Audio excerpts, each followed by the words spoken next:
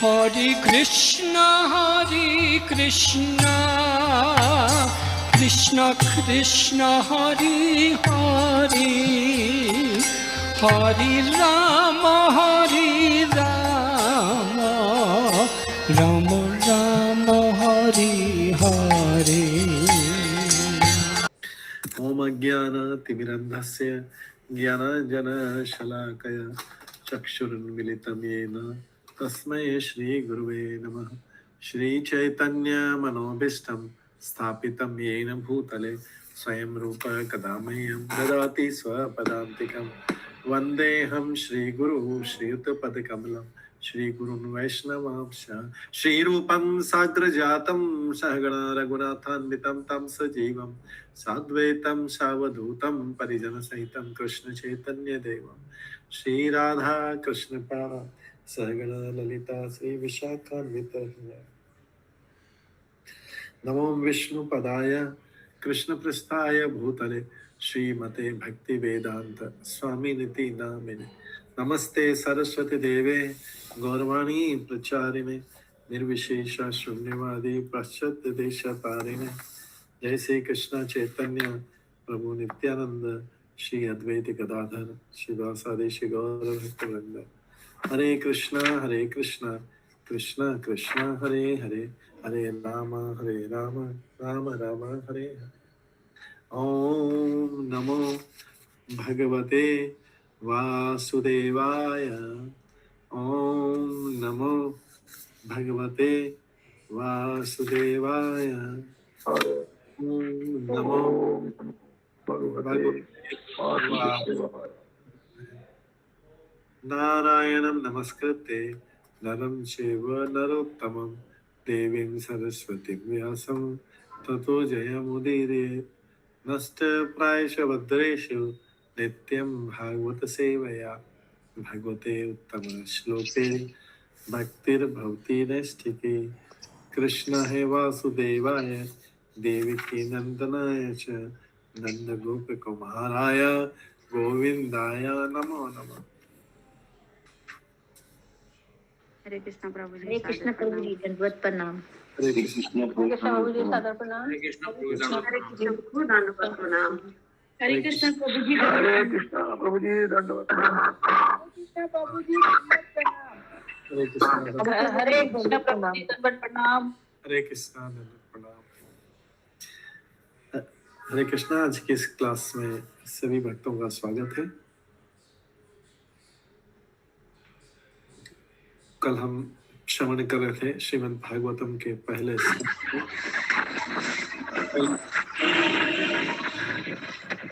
पांचवें अध्याय से श्रवण कर रहे थे। पहले स्कंद के 5वें अध्याय से हम श्रवण कर रहे थे।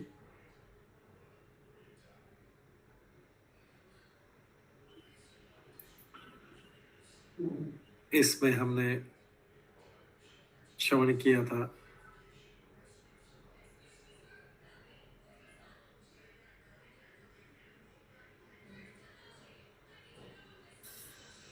पहले स्कंद के 5वें अध्याय से, जिसमें नारद मुनि और व्यास देव जी के बीच वार्तालाप चल रहा है। और इस वार्तालाप में नारद मुनि अपना जीवन काल में जो पूर्व जन्म था, उनका पूर्व जन्म था, उसके बारे में बता रहे हैं कि कैसे वो नारद मुनि बने, दासी के पुत्र थे। और उस प्रकार से उन्होंने बताया कि मैं उन मुनियों के प्रति अत्यधिक आसक्त था। किन मुनियों के प्रति? जो साधु लोग थे। मेरा आचरण विनम्र था, उनकी सेवा के कारण मेरे सारे पाप नष्ट हो चुके थे। उन दीन जनों ने, दीन अत्यंत दयालु उन भक्ति वेदांतों ने जाते समय मुझे उस गुह्यतम उपदेश दिया, जिसका उपदेश स्वयं भगवान देते। जो उपदेश भगवान देते हैं वो उपदेश उन्होंने मेरे को दिया। ये सब बता रहे। ये उपदेश कौन सा है? गीता और भागवतम का ज्ञान, ये गुह्यतम ज्ञान है। ये भगवान ने ब्रह्मा जी को दिया था, अर्जुन को भी दिया था, उद्धव को भी दिया था। गुह्यतम ज्ञान जो गीता का ज्ञान है और भागवतम का ज्ञान है, दोनों गुह्यतम ज्ञान है। आज हम 31वें श्लोक से करेंगे। इसको थोड़ा साइज बड़ा कर सकते हैं क्या? पहले क्या बात है, थोड़ा सा। श्लोक नंबर 31। थोड़ा बड़ा था, अभी बड़ा हुआ था। हाँ, ठीक है, इतना ठीक है, ये ठीक है। श्लोक नंबर 31 से 31 से स्टार्ट करेंगे। येनेवाहं भगवतः वासुदेवस्य वेदसः मायानुभावम् अविदम् येन गच्छन्ति तत्पदम्। फिर नारद मुनि बोलते हैं कि मैं उस गुह्य ज्ञान से, गुह्य मतलब होता है छिपा हुआ, गोपनीय ज्ञान, गोपनीय ज्ञान या इंग्लिश में कॉन्फिडेंशियल नॉलेज, गोपनीय ज्ञान है। ये जो भागवत गीता भागवतम का ज्ञान एक गोपनीय ज्ञान है। क्यों गोपनीय ज्ञान बोला गया है? आप सब बोलेंगे प्रभु भागवत गीता तो हमारे पास भी है, हम भी पढ़ सकते हैं, इसमें गोपनीय क्या रहा? भागवतम भी हमारे पास में, हम भी पढ़ सकते हैं, इसमें गोपनीय क्या रहा? भागवत गीता लेने के बाद भी, भागवतम लेने के बाद भी वो समझ में नहीं आएगा, इसलिए गोपनीय, वो समझ में नहीं आएगा। चाहे बुक खोल के रात दिन करते रहो, समझ में नहीं आएगा जब तक कि भगवान की कृपा नहीं हो। भगवान की कृपा नहीं, गुरु की कृपा नहीं हो, भगवान के भक्त की कृपा नहीं हो, तब तक वो समझ में नहीं आएगा। इसलिए उसको गोपनीय ज्ञान बोला गया। हर किसी को समझ में नहीं आता है, इसी को संस्कृत में गुह्य बोला गया है। तो यहाँ पे आ रहा है, नारद मुनि बोलते हैं कि उस गुह्य ज्ञान से मैं संपूर्ण पदार्थों के सृष्टा पालक तथा संहार करता भगवान श्री कृष्ण की शक्ति के प्रभाव को ठीक ठीक समझ सकता।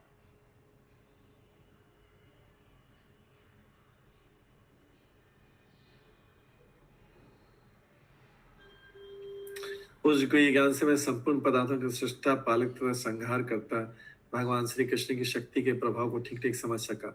कौन सा ज्ञान? जो मेरे को इन्होंने दिया था, जो साधु लोग आए थे चातुर्मास में और अभी जाके गए थे, तो मैंने उनकी सेवा की, मेरे को उनकी कृपा मिली, उस कृपा से उनके द्वारा दिया गया ज्ञान मुझे समझ में आया, उसके द्वारा दिया गया ज्ञान मुझे समझ में आया। हालांकि एक गुह्य ज्ञान था, गोपनीय ज्ञान था, फिर भी मुझे समझ में आया। लिख रहे हैं, उस गुह्य ज्ञान से मैं संपूर्ण पदार्थों के सृष्टा पालक तथा संहार करता भगवान श्री कृष्ण की शक्ति के प्रभाव को ठीक ठीक समझ सका। ज्ञान को समझने का मतलब है, अगर हमको कोई ज्ञान दे रहा है, उसको समझ में आया कि नहीं आया, इसका सबसे सुंदर तरीका है कि हमारी भगवान में, भगवान की कथाओं में, भगवान की गुणगान में रुचि बढ़ी या नहीं बढ़ी। अगर हमारी भगवान में रुचि बढ़ी है, हमको टेस्ट आ रहा है, उसमें स्वाद आ रहा है, भगवान की कथाओं में, भगवान की लीलाओं में स्वाद आ रहा है, तो इसका मतलब है, स्वाद आ रहा है, इसका मतलब है कि हमारा रुचि बढ़ रही है, हम आध्यात्मिक प्रगति कर रहे हैं। अगर हमारे स्वाद आता जा रहा है, उसमें और रुचि बढ़ती जा रही है, टेस्ट बढ़ता जा रहा है, भगवान की कथाओं में, भगवान के दर्शन में, भगवान की कथाओं में, भगवान की लीलाओं में, भगवान के नाम में अगर हमारी रुचि बढ़ती जा रही है, इसका मतलब है कि हम आध्यात्मिक प्रगति कर रहे हैं। और ये रुचि के कारण, इस रुचि बढ़ने के कारण सांसारिक रुचि ऑटोमेटिकली अपने आप कम होती जाएगी। आध्यात्मिक रुचि बढ़ती जाएगी तो सांसारिक रुचि अपने आप कम होती जाएगी, सांसारिक रुचि। तो यहाँ पे नारद मुनि बोल रहे हैं कि मुझे भगवान की शक्ति के प्रभाव को समझ में आया उनकी कृपा से, उन्होंने जो ज्ञान दिया था उससे जानकर वो बोल रहे हैं, नारद मुनि बोल रहे हैं कि जो ये भगवान से संबंधित ज्ञान जिसको समझ में आ गया, तो कोई भी मनुष्य भगवान के पास लौट के उनका साक्षात दर्शन कर सकता है। भगवान के पास लौट के क्यों बोला गया? लौट के मतलब वापस से जहां से आए थे। लौट के मतलब है जहां से आए थे वहीं पे लौट के जाना, वहां पे भगवान के दर्शन हो। अभी यहाँ पे हम विदेशी भूमि में रह रहे हैं। यहाँ पे हम बोलते हैं हमारा जन्म हुआ है, ये हुआ, लेकिन फिर भी विदेशी भूमि है। हमारा स्थान तो आध्यात्मिक जगत में, वो हमारी उसको चाहे मातृभूमि बोल दो, पितृभूमि बोल दो, भगवत भूमि बोल दो, जो भी है मातृ, क्योंकि हमारे माता पिता भी भगवान ही असली माता पिता। यहाँ तो माता पिता जन्म देने वाले, यहाँ पे भौतिक जगत में जन्म देने वाले माता पिता, हमारे असली माता पिता तो भगवान है। तो लौट के कहाँ जाना है? मनुष्य लौटकर इस ज्ञान को प्राप्त करने के बाद, किस ज्ञान को प्राप्त करने के बाद? जो नारद मुनि को साधु संतों से मिला था, उस ज्ञान को प्राप्त करने के बाद कोई लौट के उनके पास आकर भगवान के चरण कमलों को प्राप्त कर सकता है, उनसे भेंट भी कर सकता है, डायरेक्ट बातचीत भी कर सकता है। तो तात्पर्य प्रभुपाद लिखते हैं कि कोई भी मनुष्य भक्तिमय सेवा के द्वारा या गुह्यतम ज्ञान से यह सरलता पूर्वक जान सकता है कि भगवान की शक्तियां किस प्रकार से कार्य करती है। भगवान की शक्तियां और शक्ति के अंश से भौतिक जगत का प्राकट्य होता है। उस शक्ति की, भगवान की जो शक्ति का एक अंश, कौन सा अंश है? उसको बोलते हैं भगवान की बाह्य शक्ति, एक्सटर्नल एनर्जी। उसी शक्ति से एक जगत प्रकट होता है। और उच्चतर दूसरे अंश से, शक्ति के दूसरे भाग से ऊपर का जगत प्रकट होता है। एक नीचे का जगत प्रकट होता है, वो बाहरी शक्ति से होता है, एक्सटर्नल एनर्जी, जो भगवान की निम्न शक्ति है। और एक उच्च शक्ति से आध्यात्मिक जगत प्रकट।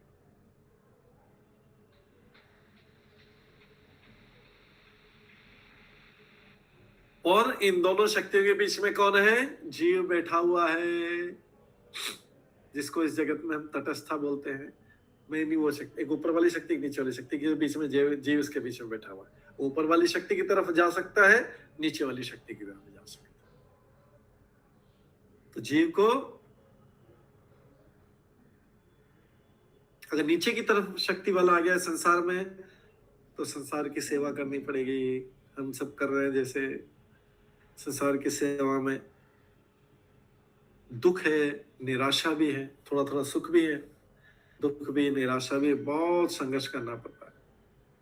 सुबह ऑफिस के लिए 9 बजे निकलना पड़ता है, और रात को फिर से 8-9 बजे, 11 से 12 घंटे, 10 से 12 घंटे। और या फिर जो घर में काम कर रहे हैं उनको भी सारा, बच्चों को भेजना, स्कूल भेजना, और ये करना, वो करना, सारे टाइम चिंता है। तो बहुत भाग्यशाली के जल्दी रिटायर हो गए, उनको ज्यादा चिंता ही नहीं। तो यहाँ पे नहीं तो श्रम रहता है, तो यहाँ पे उसको जो भौतिक शक्ति के अधीन आ गया, उसको हमेशा भ्रमित रहता है, क्या करूं, क्या नहीं करूं, क्या करूं, क्या, किसको जल्दी करूं, किसको पहले करूं, किसके बाद में करूं, इसको नहीं करूंगा तो नाराज हो जाएगा, ये नहीं करूंगा तो नाराज हो जाएंगे, ये चीज जो होगा तो इससे सुख मिलेगा, इससे दुख मिलेगा, बहुत सारी चिंता है, बहुत से। लेकिन जो भगवान की आध्यात्मिक शक्ति की तरफ आकर्षित हो जाते हैं, चाहे यहीं रह रहे हो, इस भौतिक जगत में रह रहे, लेकिन जो जिनके ऊपर भगवान की आध्यात्मिक शक्ति की कृपा हो गई, वो आनंद में रहते हैं, आध्यात्मिक शक्ति में आनंद में रहते हैं। सनातन जीवन, पूर्ण ज्ञान तथा विरत आनंद में भगवान, वो यहाँ का काम करने के बाद में फिर वहां चले जाते, भगवान के धाम चले जाते हैं। जो यहीं की संसार की सेवा करते रहते हैं, यही बार बार आते रहते हैं। जो भगवान की सेवा यहाँ रह के भी भगवान की सेवा करते रहते हैं, मतलब भगवान की सेवा बहुत सरल है। भगवान की सेवा, अनुराधा माता जी आपका माइक बंद कर लीजिए, अनुराधा माता जी। लेकिन जो भगवान की सेवा करते हैं, भगवान की सेवा मतलब भगवान के बारे में सुनना, भगवान के बारे में बोलना, भगवान का नाम लेना, भगवान के दर्शन करना, इसमें लगे रहते हैं। वो ऊपर जाके सनातन जीवन प्राप्त करते हैं, पूर्ण ज्ञान प्राप्त करते हैं, और अविरत बिना कोई रुकावट के आनंद प्राप्त करते हैं, सच्चिदानंद करते हैं, और वहां पे भगवान की सेवा करने में, तो वहां से लौट के कोई वापस नहीं आता, वहां से इधर कोई वापस नहीं आता। जो उधर लौट जाता है वो इधर वापस नहीं आता। तो भगवान गीता में भगवान कहते हैं कि उनकी इच्छा है कि जो सारे भौतिक जगत में लोग सड़ रहे हैं, जो लोग भौतिक जगत में सड़ रहे हैं, वो सड़ना छोड़ दें, भगवान की भक्ति में लग जाएं और उनके पास आ जाए। ये ही सबसे गोपनीय ज्ञान है। आप बोलेंगे ये तो प्रभु अभी आपने बोल दिया है, तो गोपनीय ज्ञान कैसे रहा? बोल दिया तो भी समझ में नहीं आएगा, बोलने से भी समझ में आएगा। ये गोपनीय ज्ञान, इसलिए कॉन्फिडेंशियल, इसलिए गोपनीय ज्ञान, इसलिए छुपा हुआ ज्ञान है कि ये ज्ञान का गोयतम अंश है। इसे शुद्ध भक्ति समझ सकते हैं। शुद्ध भक्त समझ लेंगे। समझ में किसको आएगा? जिसने इस ज्ञान को मान लिया वो समझ गया, जो इस ज्ञान के अनुसार करने लगा वो समझ गया। संसार में रहते हुए अपना मन भगवान में लगा सकता है, इसे शुद्ध भक्ति समझ सकते हैं। अतः और उसके बाद में वही भगवान के दर्शन करने, उनकी सेवा करने के लिए भगवत धाम जाते हैं, क्योंकि उनको समझ में आ गया। बाकी सबके लिए गोयतम ही रहा।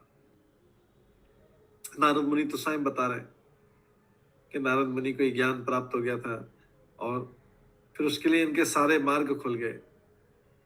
तो कोई व्यक्ति को अगर ऊपर ऐसे आध्यात्मिक शक्ति से प्रभावित होना, आध्यात्मिक जगत में जाना है, तो नारद मुनि के चरण कमलों का, पद चिन्हों का अनुसरण करें। और नारद मुनि के चरण कमलों का अनुसरण कौन कर रहा है? वेद व्यास जी करें, क्योंकि वेद व्यास जी समझा रहे हैं। फिर वेद व्यास जी की परंपरा में हमारे सारे गुरुजन ने उनके पालन कर रहे हैं। हमारे परम गुरु श्री ऐसी भक्ति वेदांत स्वामी प्रभुपाद, जो इस कौन के संस्थापक आचार्य, उन्होंने भी नारद मुनि के चरणों को, पद चिन्हों को फॉलो किया। हम लोग भी और हमारे जो गुरु वर्ग है वो भी उनके पद चिन्हों को फॉलो कर रहे हैं, उनके पद चिन्हों का अनुसरण कर रहे हैं। ये है सरल तरीका भक्ति में जाने का और इस संसार के कष्टों से मुक्त होकर भगवान की सेवा में आनंदित रहना। ये श्लोक नंबर 31 में था। अब श्लोक नंबर 32 का बता रहे हैं। एतत् संसूचितं ब्रह्मन् तापत्रय चिकित्सम यतीश्वरे भगवती कर्म ब्रह्मणि भावितम। इसके बाद नारद मुनि व्यासदेव जी को बोल रहे हैं, हे ब्राह्मण व्यासदेव,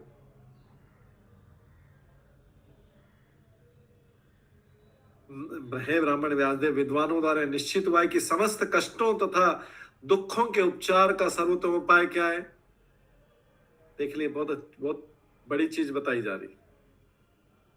विद्वानों द्वारा निश्चित हुआ है, व्यासदेव जी का नारद मुनि बोले, समस्त कष्टों तथा दुखों के उपचार का, सबको उपचार करना है ना, दुखों का, कष्टों का उपचार करना, इलाज करना है, तो इलाज दिया है। सर्वोत्तम उपाय है। नारद मुनि बोलते हैं कि अपने सारे कर्मों को भगवान कृष्ण की सेवा में समर्पित कर दिया जाए। अपने सारे कर्मों को भगवान कृष्ण की सेवा में समर्पित कर दिया। सारे कर्मों को कैसे करेंगे? भोजन बना रहे हैं तो ये सोच के बनाना है कि ये भगवान के लिए बना रहे हैं, मेरे लिए नहीं बना रहे। पहले भगवान के लिए बना रहे हैं, भगवान का भोग लगेगा, फिर इसको पूरे परिवार खाएगा।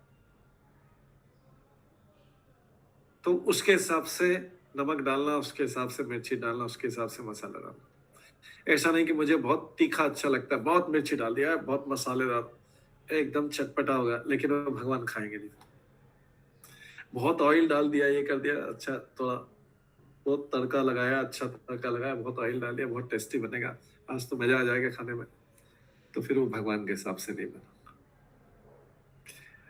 तो भोजन बनाना है तो भगवान को सोच के बनाना है कि उनको भोग लगाना है, उनको कैसा पसंद है। उनको नॉर्मल, सामान्य, सादा पकवान भी हो सकते हैं बहुत सारे, लेकिन ज्यादा नमक, मिर्ची, तेल, मसाले, ये जो तमोगुण और रजोगुण वाला भोजन उनको अच्छा नहीं लगता है।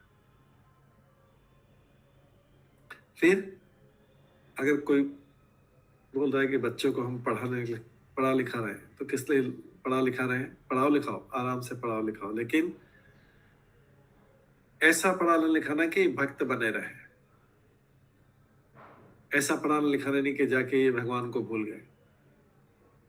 पढ़ाई लिखाई में ये ध्यान रखना कि वो भगवान को भूले नहीं, वो भी भगवान का कुछ कुछ चैंटिंग करते रहे, जप करते रहे, भगवान को मानते रहे। ऐसा नहीं कि कहीं भेज दिया उनको और फिर वो भगवान को भूल गए, वहां पे पार्टी करते हैं, ड्रिंक करते हैं, सब वो नहीं। बहुत ध्यान से काम सारा करना है संसारिक, लेकिन सब कुछ क्या करना है? भगवान को ध्यान में रख के करना है, उनकी सेवा के लिए करना है। बच्चों को पालना भी उनकी सेवा, उन इससे भगवान, इनके पालने से भगवान इसलिए प्रसन्न होंगे कि ये भक्त बनेंगे। भक्त बने रहना, साथ में कुछ भी अपना जॉब भी करते रहे, बिजनेस करना है बिजनेस करें, जॉब करना है जॉब करें, लेकिन ऐसा नहीं कि भक्ति से हट जाए। ऐसा ना तो जॉब करने की जरूरत है, न ऐसा बिजनेस करने की जरूरत है जिसमें व्यक्ति भगवान की भक्ति से हट जाए। वो काम फिर भगवान के लिए नहीं हुआ, फिर अपने लिए हुआ, और उसके लिए अपने हमारे स्वयं के लिए फिर हम खुद ही जिम्मेदार हैं उसके लिए। फिर भगवान से मत मांगना कि हमको ये चाहिए, हम तो बहुत बुरी तरह फंस गए। सेवा के रूप में करना है, काम सारा करना है इस जगत का, लेकिन उसमें भगवान की इच्छा को ध्यान में रखना है। बच्चे पैदा करना है, ठीक है, बच्चे कितने भी पैदा कर लो, लेकिन सब भगवान की सेवा में लगने चाहिए। सब बच्चे भगवान की सेवा में लगने चाहिए।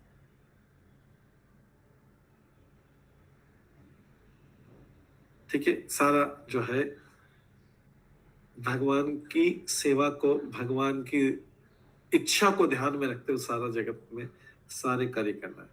धन कमाने जाना है, जॉब पे जाना है, बिजनेस पर जाना है, जरूर जाइए, लेकिन उसमें वैसा धन कमाने का उतना प्रयास करना चाहिए, उतना ही प्रयास करना चाहिए जितने में भगवान की भक्ति डिस्टर्ब नहीं हो।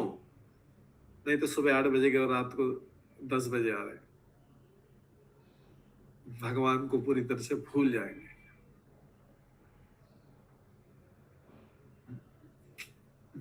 धन भी उतना कमाना है, चाहे उसमें कितना भी आ जाए धन, बहुत अच्छी बात है, जितना ज्यादा आ जाए, लेकिन टाइम ऐसा फिक्स करना है, समय उतना ही देना है, समय बिजनेस को या जॉब को उतना ही देना है जिससे भगवान की भक्ति डिस्टर्ब नहीं हो, उतना ही देना है। समय पूरा बटा हुआ होना चाहिए, किसी का समय लेना नहीं चाहिए। भगवान का समय अपने बिजनेस में नहीं लगा देना है, जब अपने नौकरी में, जॉब में नहीं लगा देना भगवान का समय। भगवान का समय अगर किसी दिन बहुत कोई इमरजेंसी है तो दूसरे दिन कवर करना पड़ेगा कि कल में से भगवान के कोटे में से 2 घंटे लिया था, 1 घंटे लिया था, उसमें से वापस देना पड़ेगा। भगवान के लिए समय इतना है, डिवाइड कर लेना। 24 घंटे होते हैं, उसमें से सोने के लिए होते हैं 6 से 7 घंटे, 6-6.5 घंटे एवरेज, 6.5। प्रभुपाद बोलते हैं दूसरी जगह लिखा है 6.5 घंटे के करीब सो सकते हैं हम, 6 से 7 के बीच में, तो 6.5 एवरेज। इससे न तो ज्यादा में हम तमोगुण में चले जाएंगे, इससे कम में फिर भगवान की भक्ति अच्छी तरह नहीं होगी। तो बस सोने का टाइम हमको दिया गया है, और दिन में थोड़ा बहुत आधा घंटा रेस्ट कर सकते हैं। इसके बाद बाकी जो बचा 18 घंटे बचे या 17 घंटे बचे, 17 आवर्स बचे, 17 घंटे, 17 घंटे में से कौन कौन सा काम किसके समय कितने कितने करना, पूरा डिवाइड करके, जिससे भगवान की सेवा भी पूरी तरह से होती रहेगी। तो इसलिए सर्वोत्तम उपाय कष्टों और दुखों के उपचार का सर्वोत्तम उपाय कि अपने सारे कर्मों को भगवान की सेवा में समर्पित किया जाए। आज सुबह मंदिर में हमारी भागवतम क्लास थी, वहां पे लास्ट में एक प्रश्न पूछा गया कि प्रभु, हम सब को समझ में आ गया, भागवत गीता भागवतम भी सब हमको आता है, समझ में भी आ गया, सुनते भी है,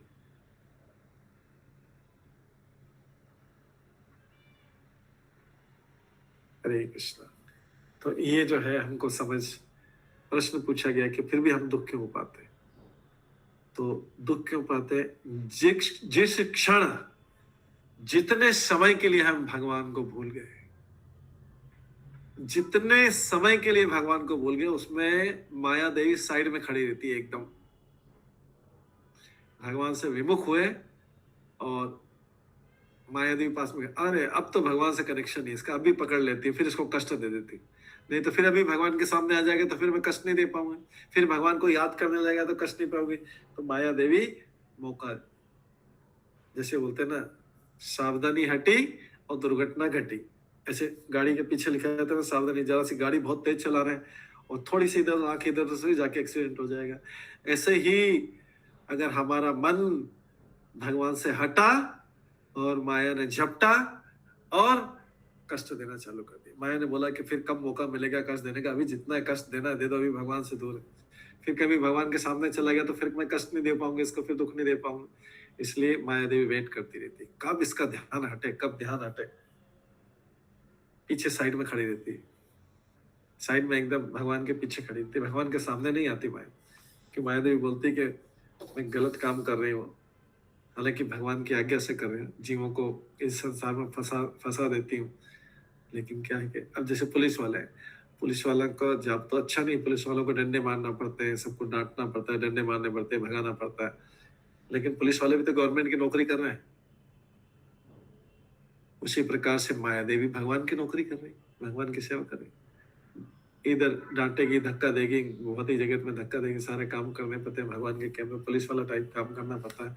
पुलिस वाला काम, पुलिस कब डांटता है, कब पकड़ के जेल में डालता है, जब गवर्नमेंट के नियम को पालन नहीं करे, सरकार के नियम को पालन नहीं किया जाए, ट्रैफिक लाइट का उल्लंघन किया जाए, दूसरी सारी चीजें जो चोरी हो रही सरकार के नियम। ऐसे जो व्यक्ति भगवान के नियमों का पालन नहीं करता, भगवान में के नियमों को उल्लंघन करता है और भगवान से ध्यान हटा, और जैसे उधर पुलिस वाले पकड़ लेते हैं, इधर माया देवी ने पकड़ लिया और फिर डंडे से पीटना चालू किया, कष्ट देना। तो किसी को कष्टों से छुटकारा चाहिए तो क्या लिखा है? कष्टों, नारद मुनि लिख रहे हैं, हम मुनि की वाणी बोल रहे हैं। व्यासदेव विद्वानों ने निश्चित हुआ कि समस्त कष्टों तथा दुखों के उपचार का सर्वोत्तम उपाय है कि अपने सारे कर्मों को भगवान की सेवा में समर्पित कर दिया। बीच में और कोई चीज के बारे में सोचना नहीं, क्योंकि भगवान ने सबके लिए डिसाइड कर रखा है किसके लिए क्या क्या करना है। बस अपना काम करना है, बाकी सोचने का ज्यादा काम भगवान के अलावा और कुछ सोचने की जरूरत नहीं है। अगर चिंतन करना है तो भगवान के बारे में ही स्मरण करना, और कुछ चीज सोचने की जरूरत नहीं। भगवान ने पहले से डिसाइड कर रखा है एकदम पूरा। जैसे वो खेलते हैं, बच्चे खेलते हैं ना, सांप सीढ़ी खेलते हैं, तो ऐसे जैसे जाएंगे पास आता जाएगा, फिर ऊपर कहीं सांप पे आ गया तो फिर नीचे गिर जाएंगे वापस, और सीढ़ी होगी तो ऊपर चढ़ जाएंगे। तो भगवान ने पूरा ऐसा बना रखा है, एकदम सेट कर रखा है पूरा। उसमें भगवान को याद करते हुए, जैसे फिर भी बच्चे खेलते हैं ना, सांप सीढ़ी खेलते हैं, सीढ़ी पे कभी चढ़ेंगे, कभी सांप आएगा, फिर सांप से नीचे कर जाएंगे, फिर भी खेलते रहते हैं ना। ऐसे ही हमको अपना ड्यूटी कर्तव्य करते रहना, लेकिन भगवान का स्मरण करके करते रहना।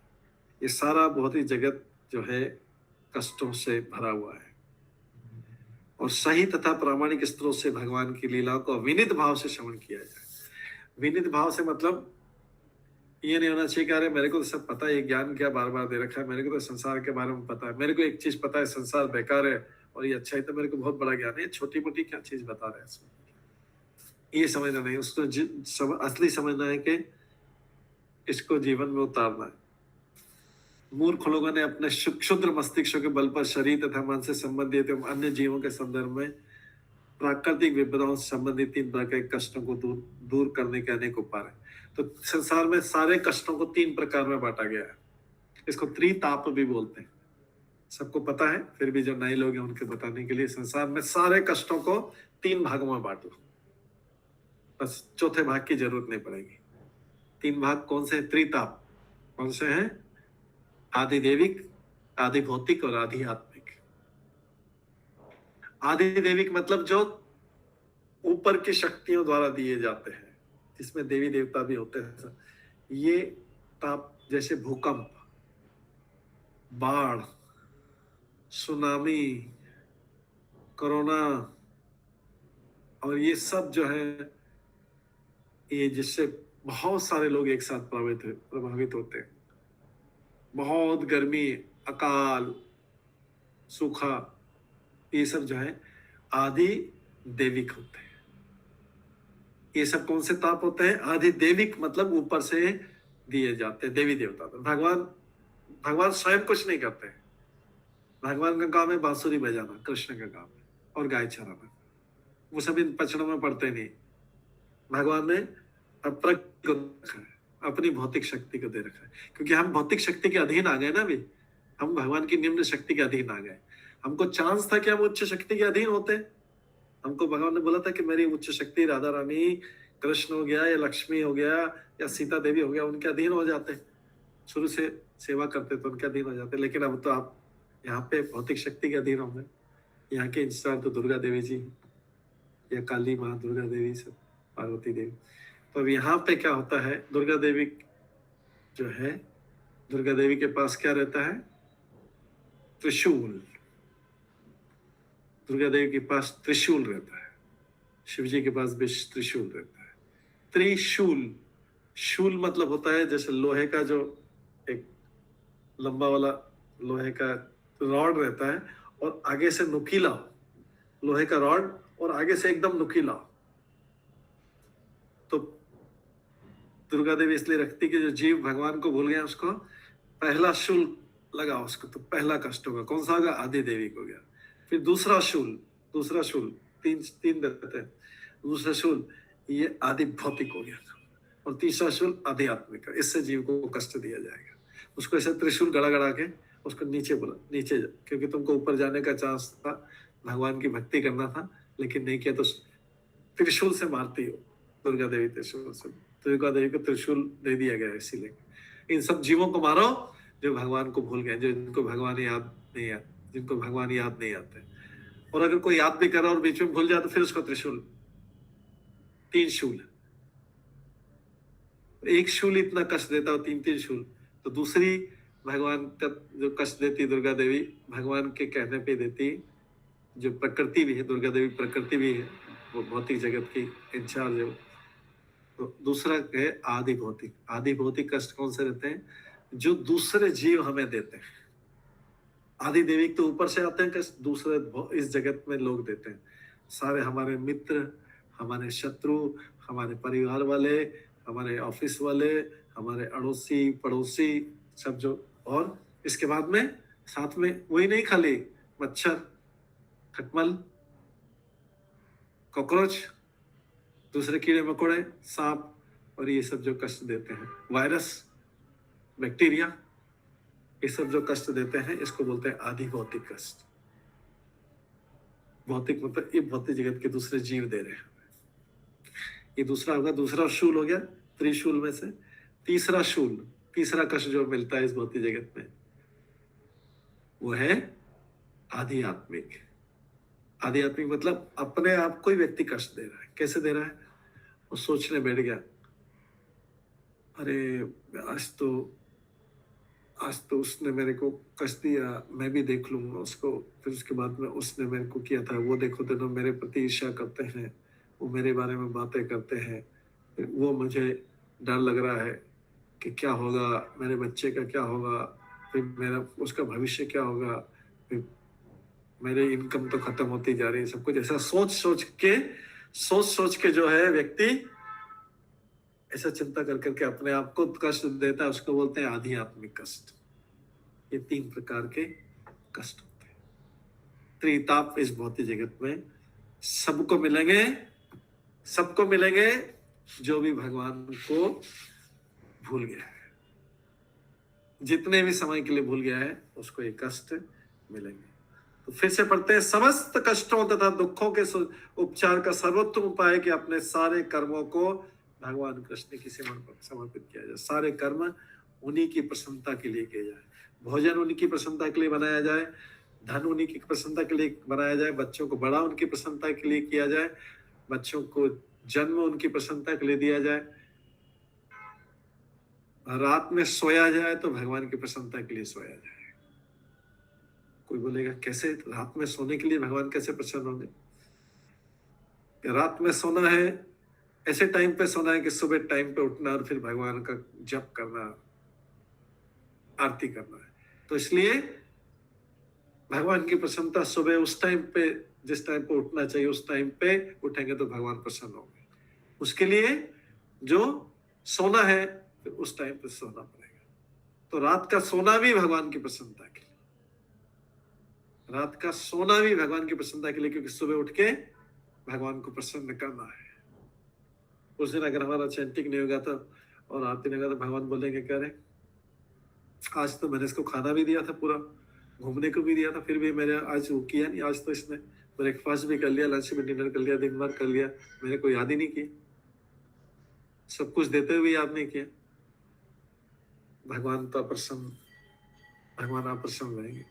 अगर कुछ नहीं खाने के लिए देंगे तो भी भगवान अप्रसन्न ही रहेंगे, क्योंकि भगवान को तो रोज डेली का डेली भगवान को स्मरण करना है। तो इसलिए सारा कार्य अगर भगवान की प्रसन्नता के लिए किया जाए, सारे कर्म भी किए जाएं, भगवान की प्रसन्नता के लिए किए जाएं, तो हम दुखों और कष्टों से छुटकारा पा सकते हैं। नहीं तो इस संसार में कष्ट से उबरने के लिए कितना भी संघर्ष करते रहे, कितना भी धन एकत्र कर लो, कितना भी धन एकत्रित कर लो, कितना भी पढ़ लिख लो, इसको हमें बड़े पढ़े लिखे लोग आते हैं। पढ़ लिख के क्यों आ जाते हैं भाई? पढ़ लिख के तो आदमी को सुख मिलना चाहिए, लेकिन उनको ज्ञान हो गया है कि पढ़ लिख के धन कमा के भी सुख नहीं मिलेगा, इसलिए साथ साथ में भक्ति भी चलती रहनी चाहिए। भगवान का स्मरण, भगवान को विस्मरण नहीं करना है, भगवान को भूलना नहीं है, क्योंकि भगवान की तो अपनी योजना बनी हुई है। जैसे सांप सीढ़ी में बना हुआ पूरा सेट है, कहाँ पे जाने पे सांप से कट जाएगा, कहाँ पे सीढ़ी से चढ़ेगा, ऐसे भगवान ने पूरा सेट कर रखा है। आप जाओ जाओ जाओ जाओ, इधर उधर जाओ, ये सब सेट कर रखा है। कहाँ कष्ट मिलेगा, कहाँ सांप काटेगा, कहाँ सीढ़ी से चढ़ना है, सब कुछ सेट कर रखा है। अगर मेडिसिन भी ले लोगे, अगर भगवान को ठीक नहीं करना तो मेडिसिन भी काम नहीं करेगी, कोई दवाई भी काम नहीं करेगी। अगर भगवान को कष्ट देना है तो दुनिया की कोई सी भी, अमेरिका से इंजेक्शन मंगवा लो, कुछ भी कर लो, अगर भगवान को कष्ट देना है तो कोई भी मेडिसिन काम नहीं करेगी। तो इसलिए भगवान स्वीकृति भी देते हैं, जो भी हम कार्य उसकी स्वीकृति भी भगवान देते हैं। भागवत गीता में जैसे 18वें अध्याय में आता है कि हमको प्रयास करना है, प्रयास, स्थान, कर्ता और उपकरण, ये सारी चीजें हमारे पास भी हो, तो भी जब तक भगवान की स्वीकृति नहीं होगी कुछ काम आगे नहीं बढ़ेगा। जैसे एक कारपेंटर गया लकड़ी का काम करने, किसी घर बिल्डिंग बनाने, कारपेंटर पहुंचा, जो जिस मालिक का बना तो उसने बोला अभी काम बंद कर दो थोड़ी देर के लिए, मेरे घर में गेस्ट आए, काम बंद करो। तो कारपेंटर के पास में उसका औजार भी है, कारपेंटर भी बैठा है, उसको जगह भी मिली हुई है, स्थान भी है, और वो प्रयास करने के लिए भी रेडी है। लेकिन उसको मना किसने कर दिया? अभी वो बिल्डिंग वाले ने मना कर दिया, अभी काम नहीं करना, 2 घंटे काम नहीं करोगे। तो 4 चीजें हैं उसके पास भी, वो काम नहीं कर पाएगा। वो प्रयास भी, क्योंकि उसको तो आता है काम करना, लकड़ी का काम करना आता है, उसके बाद वो हेक्सा भी है, इंस्ट्रूमेंट भी है, उसके पास बैठने की जगह भी है, और वो स्वयं भी है वहां पे उपस्थित 4। लेकिन मकान मालिक ने बोल दिया अभी काम नहीं करना है, बंद है अभी 2 घंटे के लिए, 3 घंटे के काम, वो कष्ट कर नहीं सकता। ऐसे ही या मकान वो बोल देगा मकान नहीं अब काम नहीं करना है, बस खत्म, आज से आपका काम खत्म ही आपने, तो फिर उसके पास सारी चीजें होते हुए काम नहीं कर सकता। उसी प्रकार जब तक भगवान की स्वीकृति नहीं है हमारे पास में, सारी चीजें होते हुए भी नहीं होता। अंतिम सफलता के लिए, इसलिए अंतिम सफलता के लिए, सफलता के मार्ग पर अवरोधों से मुक्ति पाने के लिए हमें अपने सारे प्रयास भगवान को समर्पित कर देने चाहिए। उन्हीं की कृपा से हो पाएगा, नहीं हो पाएगा। अतः हमें चाहिए कि हम अपने सारे कर्म भगवान की कृपा को समर्पित करें और उन्हें ही पूर्ण पुरुषोत्तम भगवान के रूप में स्वीकारें। फिर चाहे हम जो भी हो, हमें प्रत्येक वस्तु भगवान की सेवा में समर्पित करनी चाहिए। सेवा में समर्पित करने का मतलब यही, सेवा में समर्पित करने का मतलब ये नहीं कि जाके 100 रुपए 200 रुपए डोनेशन दे दिए, चलो भगवान की सेवा हो गई। वो तो वो भी हुई एक सेवा का बहुत छोटा सा धूल के कण के समान अंश हो गया। वास्तविक भगवान की पूरी सेवा का मतलब है हर कर्म भगवान की प्रसन्नता के लिए, हर कर्म ही भगवान की प्रसन्नता के लिए किया जाए और कर्म का फल भी भगवान के लिए किया जाए। तो जीवन के प्रत्येक क्षेत्र में भगवान की शक्ति का अध्ययन करने का प्रयास करो, हर जगह भगवान की उपस्थिति को। इसीलिए भगवान की उपस्थिति का एहसास कैसे करना है, आज हमारा टेम्पल में वही क्लास था। भगवान की उपस्थिति, भागवत में भी एक विभूति योग, जैसे भागवत गीता में 10वां अध्याय विभूति योग, भगवान बोलते हैं जल का स्वाद में हूं, पर्वतों में सुमेरु पर्वत में हूं, दुर्गम चीजों में हिमालय में हूं, गायों में कामधेनु में हूं, हाथियों में ऐरावत हाथी में हूं। तो जब ये व्यक्ति समझेगा कि हर जगह ही तो भगवान है, और ये भगवान एक एक चीज क्यों बता रहे हैं, भगवान एक एक चीज बता रहे हैं कि भगवान ने सर्वश्रेष्ठ चीज बता दी, अब उसके अंदर की सारी चीज तो भगवान है। तो जैसे गायों में कामधेनु में, मतलब कामधेनु है तो फिर तो सारी गायों में भगवान है, जब कामधेनु में भी भगवान है तो फिर सारी गायों में भगवान है। जब पर्वतों में सुमेरु पर्वत भगवान बोलते मैं हूं, तो फिर इसके अंदर सारे छोटे मोटे पर्वत तो सब में भगवान है। तो जब सारी चीजों में भगवान को देखेंगे तो भगवान से हम कभी भी भगवान को भूल नहीं पाएंगे। जल देखेंगे, जल पीने लगेंगे, अरे भगवान है तो जल भगवान के कारण मिला है। ऐसे ही कभी किसी पर्वत को देखेंगे, सुंदर दृश्य को देखेंगे, तो हर जगह भगवान की उपस्थिति को देखेंगे। तो ऐसा करते करते व्यक्ति कभी भी भगवान को भूल नहीं पाएगा। इसलिए भगवान बोलते हैं मैया वेश मनोबुद्धि, और लास्ट में बोलते हैं माँ मानुस्मर युद्ध च। भगवान अर्जुन को बोलते हैं तुमको युद्ध भी करना है, माँ मनुस्मर युद्ध च, मेरा अनुस्मर, मेरे को याद करते युद्ध करना, फिर चाहे हारो या जीतो लेकिन मेरे को याद कर लेना। हाँ, ऐसा नहीं कि भगवान को याद करने से हम हारेंगे, नहीं, हार भी सकते। भगवान अगर हरवाना चाहते हो तो फिर भी भगवान को याद करते रहना, चाहे भगवान हरवा दे, हार जाए हम तो भी याद करना। ऐसा नहीं खाली जीतने में भगवान को याद करेंगे, भगवान तुम बहुत अच्छे हो, मुझे जिता दिया, और हरवा दिया तो बोले क्या भगवान आपको याद भी किया फिर भी हार गया। भगवान ने ऐसा बोला नहीं कि तुम्हें जो है मैं तुमको हरवाऊंगा जिताऊंगा। भगवान बोल रहे हैं तुम्हारा जीवन सफल हो जाएगा। भगवान पूरे जीवन की गारंटी लेते हैं, भगवान पूरे जीवन की गारंटी। बीच में ऐसा नहीं कि कहीं मैच जितवा दिया, हरवा दिया, एग्जाम में फेल करवा दिया तो इसका मतलब भगवान प्रसन्न हो गए, एग्जाम में पास करे थे, कष्ट आ गया तो बोला भगवान ने ये करवा दिया। भगवान बोल रहे मैं जीवन की गारंटी, पूरी गारंटी लेता हूँ, बीच में छुटपुट चीजें चलती रहेगी लेकिन मैं पूरी गारंटी लेता हूँ, जीवन सफल हो जाएगा अगर मुझे स्मरण किया। हर छोटी छोटी चीज में बीच में ऐसा नहीं, भगवान ऊपर नीचे करवा सकते, वो भी जीवन की सफलता के लिए करवाते हैं। भगवान सुख और दुख भी इसलिए देते हैं कि थोड़ा कंट्रोल में रहेगा व्यक्ति, सुख इस जीवन की सफलता के लिए करवाते हैं। इसलिए जो है ये हमें ध्यान रखना है कि और हमारे पास जो भी है, चाहे धन हो, चाहे बच्चे हो, चाहे स्त्री के लिए पुरुष हो, पुरुष के लिए स्त्री हो, चाहे माता पिता हो, जो भी हो, या हमारे मित्र हो, ये सब ये समझना है कि भगवान की संपत्ति है। तो भगवान की संपत्ति को, ये संचित धन है, भगवान की संपत्ति है, इसको जैसे मर्जी आए तो ऐसा नहीं खर्च कर सकते। कोई व्यक्ति बोलते अरे मैंने इतने करोड़ों कमाए, क्योंकि इससे पूछने की जरूरत है, मैंने कमाए कितने, पूछने की क्या जरूरत है, मैं जैसा मर्जी चाहे खर्च करूं, जैसा मर्जी चाहे बिगाड़ूं, जिसको जो करना है मैं करूं। मेरे बच्चे हैं, मैंने बड़ा किए, मैंने पैदा किए, इसको जैसा मैं कराऊं। लेकिन उस सबको ये समझना है कि भगवान ने जो दिया है सारी चीजें, सारे साधन वो दिए हैं, वो भगवान की सेवा के लिए दिए हुए, भगवान की प्रसन्नता, उसको यूज करके, उसका उपयोग करके भगवान को प्रसन्न करना है। इसलिए वो हमें सारी चीजें दी हुई हैं। घर इसलिए दिया हुआ है, बच्चे इसलिए दिए हुए हैं, संबंधी इसलिए दिए हुए, मित्र इसलिए दिया हुआ, धन इसलिए दिया हुआ है, यश इसलिए दिया हुआ है, सुंदरता इसलिए दी हुई कि इन सब का उपयोग भगवान की सेवा में करना है, और सेवा करते करते उसमें हमें भी आनंद मिलेगा, हमें भी भगवान का उपयोग किया हुआ चीज हमें भी मिलेगा। इस तरह हमारा जीवन भी चलता रहेगा। इसलिए बोला गया लक्ष्मी को भगवान नारायण की सेवा में लगाओ।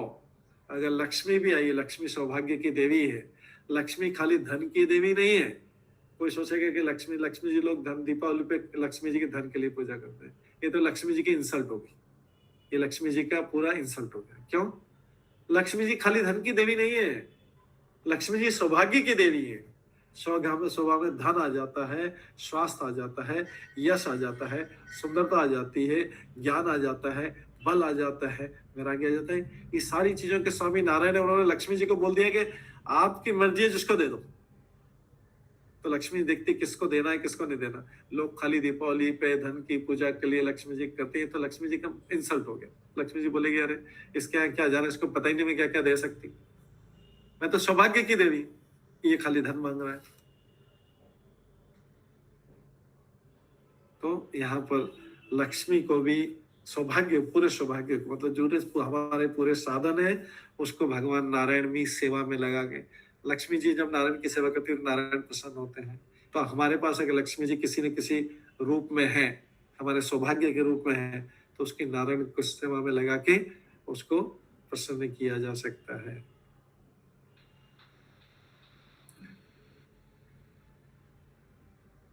कोई बोलेगा प्रभु इतनी सारी चीजों को सबको भगवान की सेवा में कैसे लगाऊं मैं, इतनी सारी, मेरा मन नहीं मानता। तो ठीक है, फिर भगवान बोलता है अच्छा जो चीज आपको अच्छी लगती है, जिसकी तरफ आपका आकर्षण है, धन की तरफ आकर्षण है, धन को भगवान की सेवा में, बच्चों की तरफ आकर्षण है, बच्चों को भगवान की सेवा में लगा, पत्नी की तरफ आकर्षण है पति का, और पत्नी का पति, इसको भगवान की सेवा में लगा। तो जो चीज आपको अच्छी लगती है उसको भगवान की सेवा में लगा। चलो ठीक है, इतनी सारी चीज नहीं लगा, जिस चीज की भी, क्योंकि नहीं तो उस चीज के प्रति आकर्षित हो जाएंगे तो फंस जाएंगे। इसलिए जिन जिन वस्तुओं के प्रति आकर्षित हो उनको भगवान की सेवा में लगा। ये फार्मूला है शांति और समृद्धि का। अभी न्यू ईयर आने वाला, सब लोग एक दूसरे को मैसेज भेजेंगे, आपके घर में शांति और समृद्धि बनी रहे, नए वर्ष की शुभकामनाएं, आपके घर में शांति और समृद्धि बनी रहे। ये सब एक दूसरे को लिखते रहते, मैसेज देते रहते, नया साल आने वाला है। लेकिन वो उससे मैसेज भेजने से नहीं होगा, व्हाट्सएप मैसेज भेजने से नहीं होगा, वो तो ये मार्ग बताना पड़ेगा। शांति संपन्नता का मार्ग है कि सब चीजें भगवान की सेवा में लगाई जाए, उनकी प्रसन्नता के लिए सारे कर्म करना चाहिए। ठीक है, इस तरीके से 32 श्लोक खत्म हुआ। अब 33 पे आते हैं। ये सब नारद मुनि को समझाने का तात्पर्य है, नारद मुनि व्यासदेव को समझा रहे हैं। बोलते हैं 33 में, आमया यस्य भूतानां जायते येन सुव्रत ततेभि आमयं द्रव्यं न पुनाति चिकित्सम। इसके बाद नारद मुनि बोलते हैं, श्रेष्ठ पुरुष, क्या भेषज विज्ञान मतलब औषधि विज्ञान, मेडिसिन का, क्या औषधि विज्ञान की विधि से प्रयुक्त की गई कोई वस्तु उस रोग को ठीक कर नहीं कर देती जिससे वो रोग उत्पन्न हुआ है? तो जो कर्म, हमारी कर्म करने की इच्छा है बहुत, इस संसार में बहुत मेहनत करने की इच्छा है, बहुत कमाने की इच्छा है, बच्चे पैदा करने की इच्छा है, और भी कार्य करने की इच्छा, ठीक है, कोई प्रॉब्लम नहीं। ये जो सारे कर्म हैं, ये जो सारी इच्छा है, इसको भगवान की सेवा में लगा, भगवान के लिए बहुत कर्म करो, भगवान के लिए बहुत धन कमाओ, भगवान के लिए बच्चे पैदा करो, भगवान के लिए बच्चों का पालन करो, भगवान की सेवा में भी लगे रहे और साथ में दूसरे काम भी करते हैं। तो जो चीज की आसक्ति है, जो चीज की आदत है, जो छूटती नहीं, उसको भगवान की सेवा में लगा। इस श्लोक का मतलब है कि जो चीज छूटती नहीं है ना, उसको भगवान की सेवा में लगा।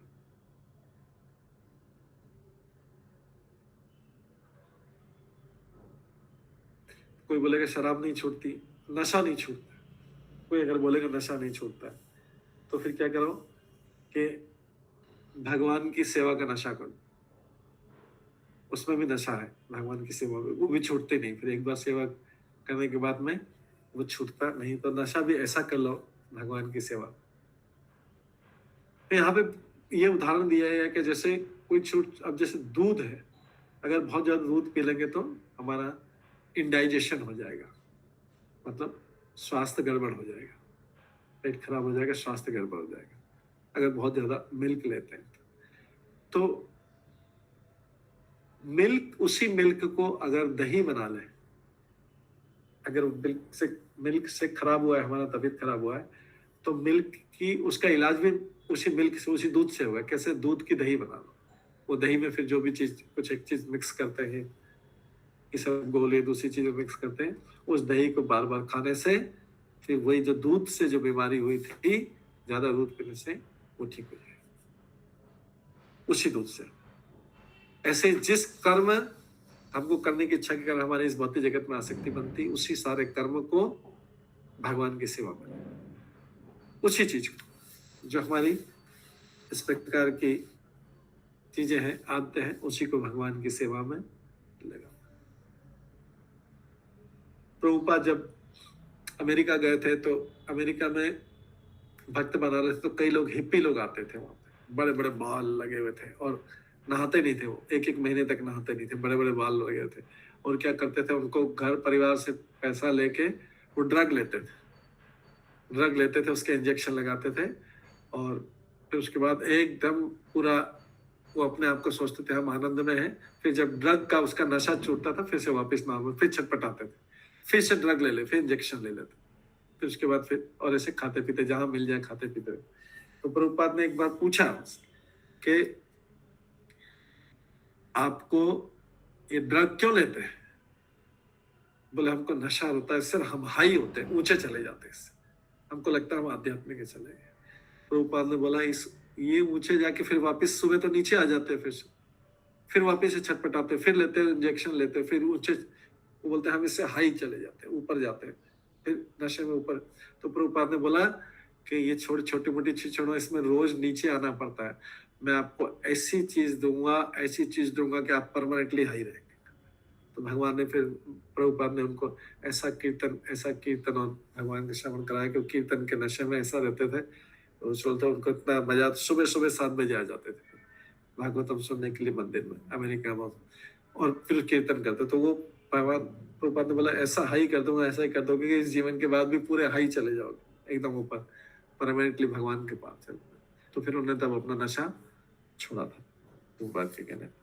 तो इस प्रकार से, क्योंकि हमको अभी मनुष्य जन्म मिला है और यहाँ पे कष्टों वाला मिला है, कष्टों वाला संसार मिला है, तो अब सौदा तो बुरा हो गया है। इसको प्रभुपाद लिखते हैं कि बुरा सौदा हो गया है। क्या है कि हमने पूर्व जन्म में जो है थोड़ा ढंग से सौदेबाजी नहीं की। पूर्व जन्म में अगर हम भगवान की भक्ति कर ले तो फिर से मनुष्य ने इस संसार में आना नहीं पड़ता। तो अब सौदेबाजी में हमारा जब बातचीत जैसे तोल मोल चलता है, कई बार ठग के आ जाता है, चीटिंग हो जाता है। हम कई बार हम सोचते हैं कि अरे उसने 500 रुपये बताया था, मैं 200 रुपये में सामान लेके आ गया। वो दूसरा व्यक्ति, समझदार व्यक्ति लगेगा मूर्ख, 200 रुपये में मैं डबल में लेके आ गया, ये तो 100 रुपये की चीज। वो सोच रहा है कि मैं 500 का 200 में ले आया, आगे घर पे आके बोलते हैं 100 रुपये की चीज थी 200 रुपये में ले आया। आप सोचेंगे मैं तो 500 से 200 में लाया था, सौदेबाजी में गड़बड़ी होगी। ऐसे ही पूर्व जन्म में हमारी सौदेबाजी में गड़बड़ी होगी। हमको किसी ने ठग लिया कि बोला कि ये कर लो, वो कर लो, तो उससे क्या है कि आपको सुख मिलेगा। हमने सारा किया, लेकिन हम समझ नहीं पाए। किसी ने लास्ट में बोला, हमारी जब मृत्यु होने वाली, किसी ने बोल दिया अरे मूर्ख, भगवान की भक्ति कर लेते तो ये सब चीजों के कितना समय वेस्ट कर दिया पूरे जीवन में। अब क्या करो, सौदेबाजी गड़बड़ होगी। सौदेबाजी में समझ में नहीं आया आपके पास क्या चीज इंपॉर्टेंट था, तो एक बार और जन्म मिला था। प्रभुपाद बोलते हैं कि अब सौदेबाजी में गड़बड़ी तो हो ही गई, पूरा सौदेबाजी में, नेगोशिएशन में गड़बड़ हो गया है। तो इसका ये विधि है कि अब जो है इस सौदेबाजी में गड़बड़ी नहीं की जा, और सब कुछ जो है भगवान की, इस बार गड़बड़ी नहीं करना है। बुरे सौदे का है कि अब इस बार सारी की सारी वस्तुओं को भगवान की सेवा में लगा दिया जाए।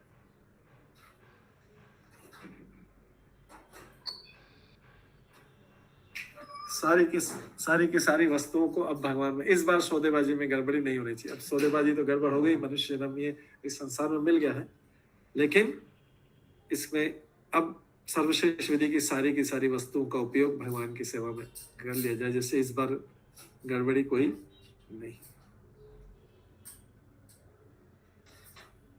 प्रत्येक वस्तु भगवान की सेवा में लगाया, तो ऐसा नहीं कि भगवान के ऊपर कोई बहुत बड़ा एहसान कर दिया, भगवान की चीज को भगवान में लगा दिया। अब जैसे कोई हमको आईफोन पकड़ा है, बोले कि अभी ये आईफोन पकड़ो, मेरा ये लेटेस्ट आईफोन है, इसको अभी पकड़ना, मैं वॉशरूम से आता हूँ। ये पकड़ा, तो अगर खड़े खड़े हमको 5 मिनट के लिए दिया, उस आईफोन को अपना समझने लग जाएंगे तो क्या होगा? गड़बड़ हो जाएगा ना, कि हमको तो पकड़ाया है कि पकड़ो मैं भी आता हूँ, उसको अपना समझने लग गए। ऐसे ही भगवान ने हमको इस संपत्ति को पकड़ाया है कि जरा थोड़ा मेरी सेवा में लगा देना। और हमने फिर क्या किया, अरे ये तो मैं, हमको 5 मिनट के लिए पकड़े ही, हमको बोला कि ये आप संभालना, जरा इसको पूरा केयर टेकर करना और सही से जगह पे लगा देना सारी चीजों को। हमने सोच लिया अपनी होगी, हमने क्या मान लिया, अपनी होगी। हमको तो थोड़ी देर के लिए पकड़ाया था, कोई सामान किसी ने दिया और बोला मैं आता हूँ, थोड़ी देर में आता हूँ, इतने में तो अपना ही समझ लिया। ऐसा ही हमने संसार में किया, भगवान के द्वारा दी गई सारे सुख सुविधा साधन को अपना समझ, बच्चे को अपना मान लिया, धन को अपना मान लिया, मकान, सब चीज को। भगवान ने बोला मैंने आपको ये दिया है कि इसका उचित उपयोग करके मेरी सेवा में लगाना, बाकी बचा कुछ आप ले लो। लेकिन हमने उसको अपना मान लिया, तो ये गड़बड़ हो गई। ठीक है, तो हमें ये ध्यान रखना है कि हम केयर टेकर हैं, हम इसके संभालने वाले हैं। जो सारी चीजें हमको दी गई उसके केयर टेकर हैं। उसका उपयोग किसके लिए करना है? केयर टेकर, बिल्डिंग का केयर टेकर होता है, बिल्डिंग उसकी नहीं हो जाती, वो बिल्डिंग की साफ सफाई देखभाल करता है, जिससे सब लोगों को सुविधा मिले, सब लोग प्रसन्न रहे। ऐसे हमको इसलिए दिया है कि भगवान को प्रसन्न रहे, जो सुविधाएं हमको दी। हम लोग उसी को अपने आप को एंजॉय करने लगता है, अरे मेरे ही है, ये तो सारी मेरी। इसके बाद अगला श्लोक 34 श्लोक है। एवं नृणाम क्रिया योगा सर्वे संस्कृति है तव तेवात्म विनाशाय कल्पन्ते कल्पिता परे। यहाँ पे बोला जा रहा है, नारद मुनि बोलते हैं, इस प्रकार जब मनुष्य के सारे कार्यकलाप इस प्रकार, मतलब अभी हम ये सब मान लो, ये सब इसलिए हो गया है कि अभी जो समझ लिया, सब हो सकता है सब लोग समझ लिए हो, ये आशा कर रहे हैं, नारद मुनि भी आशा करेंगे सब लोग समझ गए। इस प्रकार जब मनुष्य के सारे कार्यकलाप भगवान की सेवा में समर्पित होते हैं, तो वही सारे कर्म जो उसके शाश्वत बंधन के कारण होते हैं, वो कर्म अब उसकी मुक्ति के कारण बन जाते हैं। हमारे सारे काम जो है, धन कमाना, बच्चों को पालना, मकान बनाना, ये सब बंधन का कारण है। लेकिन अगर ये भगवान की सेवा में यही सारे कार्य किए जाए, ऐसी इसमें से कोई कार्य छोड़ना नहीं है, ये कार्य भगवान की सेवा के लिए किए जाए तो ये मुक्ति का कारण बनते हैं, और ये कार्य अपने लिए किए जाए तो बन जाएंगे, बंधन का कारण बन जाएंगे। और भगवान की प्रसन्नता के लिए यही कार्य बदलना नहीं है, वैसा ही जॉब करना है, वैसा ही बिजनेस करना, सब कार्य करना है।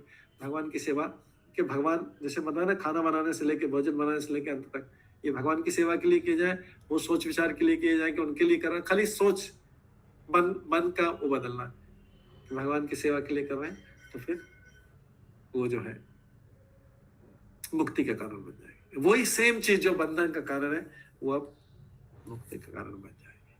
तो ये कौन सिखाएगा हमको? ये बंधन का कारण मुक्ति का कारण है, ये हमको भगवान के भक्त सिखाए। अगर हमने इन्हीं कर्मों को भगवान की प्रसन्नता में लगा दिया, इसको बोलते हैं कर्मयोग, इसको बोलते हैं कर्मयोग। कई लोग कर्मयोग का मीनिंग मानते नहीं, वो सोचते बस रात दिन काम करते रहे वो कर्मयोगी, उसको कर्मयोगी बोलते हैं। कर्मयोगी का मतलब ही नहीं, कर्मयोग का मतलब, योग का मतलब है जुड़ना। तो कर्मों के द्वारा अगर कर्मों में भगवान की सेवा के द्वारा अगर हम जुड़े, कर्म करके भगवान की सेवा प्रसन्नता हो, और इस तरीके से हमारा भगवान के साथ कनेक्शन हो, तो उसको बोलते हैं कर्मयोग। उसमें फिर कोई कर्म को त्यागने की जरूरत नहीं है। ऐसे जो कोई व्यक्ति ज्ञान के द्वारा ज्ञान अर्जित करके भगवान से जुड़ेगा तो उसको ज्ञान योग बोलते हैं। जो ध्यान के द्वारा भगवान से जुड़ेगा, अभी लोग क्या करते हैं, ध्यान किस लिए करते हैं? प्राणायाम, प्रत्याहार, साधना, धारणा, ध्यान, समाधि, यम नियम, ये सब किस लिए करते हैं? सारी एक्सरसाइज शरीर की प्रसन्नता के लिए करते हैं। ठीक है, शरीर की प्रसन्नता, शरीर को हेल्दी रखो, कोई प्रॉब्लम नहीं। लेकिन जो ध्यान करता है भगवान की प्रसन्नता के लिए करता है, भगवान में मन, वो उसको बोलते हैं ध्यान योगी बोलते हैं।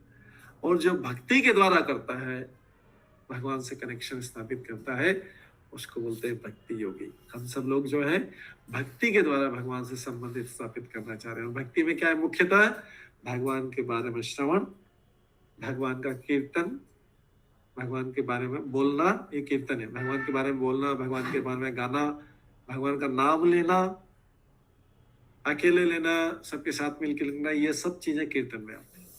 तो भक्ति है श्रवण और कीर्तन। तो कलयुग में सबसे अच्छा रास्ता ही है, शॉर्टकट है श्रवण और कीर्तन। भगवान से जुड़ने का सबसे अच्छा रास्ता है भक्ति। और इसके लिए क्या करना चाहिए? हमें शुद्ध भक्तों की संगति करनी चाहिए, जो खाली विद्वान ही नहीं हो, जो वास्तव में भगवान की भक्ति स्वयं भी कर रहे हैं, अनन्य भक्त हो, वो भगवान के अलावा किसी और की भक्त नहीं है। किस प्रकार से जो है वो सीख पाएगा, नव दीक्षित भक्त, नया भक्त सीख पाएगा, और धीरे धीरे उसका भगवान की लीलाओं के प्रति रुचि बढ़ेगा जब भगवान के बारे में सुनेगा। और जब रुचि बढ़ेगा तो वो शरीर पे आने वाले जो कष्ट हैं उसको भूलता जाएगा, क्योंकि उसका मन जो है भगवान में लगा हुआ है। जैसे एक छोटे बच्चे को इंजेक्शन लगाते हैं तो पहली बार तो अचानक लगवा के आ जाता है, दूसरी बार उसको लगवाने जाते हैं, जो उसका वो होता है ना, जो भी टीका होता है, इंजेक्शन होता है, दूसरी बार डोज लगवाने जाते हैं तो बच्चे को पता था ये वही डॉक्टर है जिसने पहले सुई चुभाई थी। तो अभी क्या करता है बच्चा? पहले से रोने लग जाएगा। उसके लिए क्या करते हैं? बच्चे को दूसरे की तरफ, उसकी तरफ कुछ उसको दूसरी चीज दिखाते हैं जिससे उसको ध्यान उस तरफ जाए। जब वो दूसरी चीज देखे उसका ध्यान उस तरफ जाता है, इतने में बच्चे को इंजेक्शन लगा दिया जाता है तो उसको कष्ट कम हो। उसी प्रकार से जिसका भगवान में मन लगा हुआ है, जैसे बच्चे का ध्यान होता है उस तरफ कर देते और बच्चे को इधर इंजेक्शन लगा देते तो उसको कष्ट कम होता है। उसी प्रकार से जिसका मन भगवान में लगा हुआ है, बच्चे जैसा इधर मन भगवान में लगा हुआ है, उसको इधर कष्ट आके सोई चुबा के चले भी गए तो उसको शूल आया, त्रिशूल में से एक शूल आया तो भी उसको पता नहीं लगा, क्योंकि उसका ध्यान किधर है? उसका ध्यान किधर है? भगवान की तरफ। एक शूल आया, फिर दूसरा शूल आया, फिर तीसरा शूल आया, त्रिशूल, तो भी जो है उसको वो जो है उसका ध्यान भगवान की तरफ, तो उसको पता ही नहीं लगा, इधर आके भी चला गया, आके चला गया, उसको क्या कष्ट हुआ पता नहीं लगा। ठीक है, तो इस प्रकार से ये भक्ति योग से इसका मनुष्य ऐसी भक्ति करते करते मनुष्य इसी शरीर में परिपूर्ण बन जाता है और उसमें सर्वोच्च मात्रा में भगवान के उत्तम गुण दिखने लगते हैं। और जो व्यक्ति भक्ति करता है उसमें धीरे धीरे भगवान से संबंधित गुण आ जाते हैं। तो शुद्ध भक्तों की संगति से ऐसा ही क्रमिक विकास होता है, ऐसा धीरे क्रमिक मतलब ऐसा धीरे धीरे विकास होता है शुद्ध भक्तों की संगति से। इसी को भक्ति बोलते हैं। भगवान को प्रसन्न करने के लिए जो कार्य करना है उसको भक्ति बोलते हैं। अगले 35वें श्लोक का हम खाली अनुवाद पढ़ लेते हैं। देखिए कितना सरल है।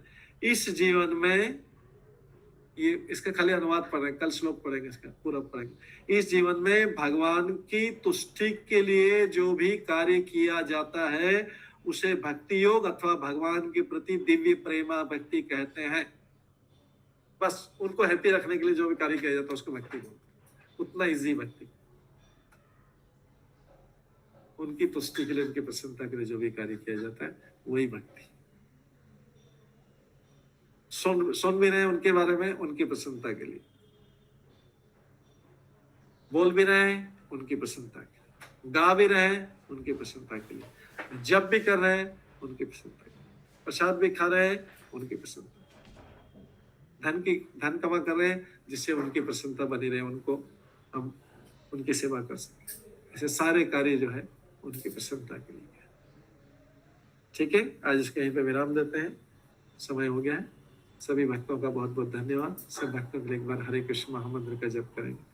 हरे कृष्ण हरे कृष्ण हरे कृष्ण कृष्ण कृष्ण हरे राम हरे राम हरे कृष्ण हरे कृष्ण